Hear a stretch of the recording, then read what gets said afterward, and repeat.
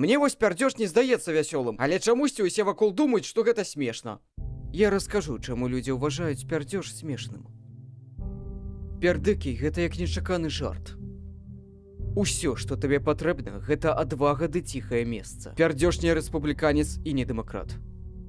Палітыкі маюць розныя погляды, але бздзяць яны ўсе. Гэта жарт, які не старэе. Ты на занятках па ёзе і нехта прыпусціў. І табе смешна, а калі не, ты хлусіш. Сабе і самому Богу. Магчыма, прычына ў іх нечаканасці. Забагата фактараў. Якія штаны, на якім крэсле сядзіш. Сіла прэса. Ніхто не ведае, будзе гэта ціхі шаптун, трэль флейты, ці гучна, як стрэл уначы. Ты паняцця не маеш. Гэта жарт для нас саміх. Ты адзін, ты пёрнуў, ты смяешся. А потым сядзіш і думаеш, які ж я халера адшмурэнны. Пол не грае ролі, яны не мужчынскія, не жаночыя, яны проста існуюць.